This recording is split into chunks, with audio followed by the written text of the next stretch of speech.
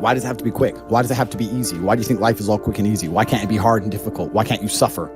Because suffering is what gives it value. If everyone had a six-pack and it was quick and easy, then it wouldn't be valuable, would it? If everyone walked around with a six-pack and they got it easily, then no one would give a shit. The whole point is that it's difficult to get. Value is linked to difficulty. If you want something that is valuable, you need something which is difficult to obtain. You shouldn't be thinking about quick and easy. You should be thinking about hard, suffering, pain, going through it. That's what you should be thinking about. This is going to be hard, but I'm going to do it anyway. Because when it is done, then everyone's going to know that I went through something difficult. Nobody, absolutely nobody, gives a fuck about you as much as you're going to have to give a fuck about yourself. Nobody cares about you as much as they need to care to fix your life. But nobody is going to come to your bed, drag you out of bed, drag you to a job, force you to work hard. You are never going to have any of the things you want if you do not get them yourself. The only person who's going to make me happy and live a life that I want to live is me. Nobody's going to do it for me. People say, Tate, what motivates you? And I find that I think that's a stupid question. I was a 4-time kickboxing world champion. For 12 years, I trained 5 hours a day, 6 days a week. And I was motivated to train probably about 25% of the time. The rest of the time I went because I am disciplined. If I wake up and I'm unhappy, I will do the exact same things as if I am happy. I will go to the gym the same. I will work the same. How I feel has no impact on how I live my life. We're grown-ups and we have responsibilities and we have problems and we have pressure, and you don't necessarily have to be happy to perform, and happiness will come at the end of the performance anyway. But if your number one goal as a man, if your number one mission in life is just to be happy, that's going to be an extremely vaporous existence, and you're not going to be a man of substance. Your ability to deal with stress, the amount of stress you can deal with as an individual, is directly correlated to your success level. If you can deal with stress all day, you're going to be successful. If you collapse under stress, you're not going to be successful. There's no way to the top without stress involved. But there is a massive correlation between success in life and stress tolerance. The more stress you can tolerate, the better your life's going to be. One of the only things in this world you can control is your state of mind. You can't control the weather. You can't control other people. You can't even control your health. One of the very few things in the world you have genuine control over is your state of mind. If you can't control that, then you're just a feather in the wind, and life's going to blow you around. I can't imagine truly wanting to quit something and not being able to quit. I can't imagine it. When I talk to people who say, I want to quit smoking, I say, when? They go, oh, well, soon. Well, that means you don't want to quit. You want to keep smoking for a while and quit later. I can't imagine a mind frame or a mindset where I want to do something and can't do it. It's almost difficult for me to answer that question, because if you have that kind of mind, if your mind is so fundamentally broken that you cannot do with your own mind what you want to do, then you're just, right? Life is hierarchical. There's always going to be kings and there's always going to be peasants. If you have a mind that you can't control, then you're never going to be a king. You're going to be a peasant. That's your life. You have a peasant's life ahead of you, and that's your destiny. Enjoy, right? There's always been peasants. That's life. But I believe that the most important thing you can do as a man is to gain control of your mind. Once you have control of your mind, life is so ridiculously easy. People say to me, Tate, you're in good shape. All you do is drink vodka and travel the world. You're never even home. You never even have a gym. How do you do it? It's ridiculously easy if you control your mind. If I decide to do 1,000 push-ups, I'll do them. Maybe I have to do them one at a time. Maybe I'll get tired. Maybe I need a break.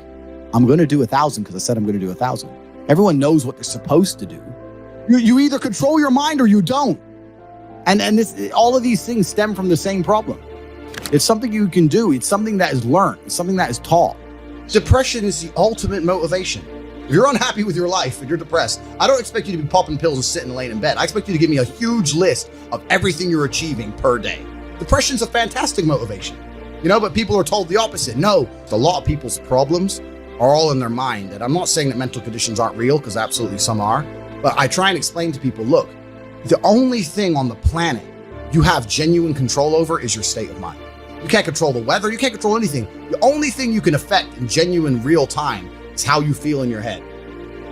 How you view the world absolutely and utterly shapes how you react to the world, how you act in the world, how people view you. It's all down to how you view things. You have to believe you're a fucking man, and you have to believe you can achieve anything. I'm not saying you can achieve anything easily. I'm not saying it's not going to take a whole bunch of work. I'm not saying it's going to happen quickly, but you have to believe you can achieve anything. When I tell people that you are the sum of the 5 people you spend the most time with, everyone agrees. They go, yeah, that's probably true. And then they continue to hang around with people who they don't want to be. Why? There has to be a point where you sit and go, okay, you're my friends, et cetera, I love you guys. Yeah, we can talk, whatever, but I'm on a different life path. You have to leave some people behind. If you were to come hang around with me and my crew, you would be self-conscious, and that self-consciousness would motivate you, or they would certainly instill the discipline required for you to change. You don't feel self-conscious amongst your peers. That's why you don't change. When I was broke, I couldn't sleep.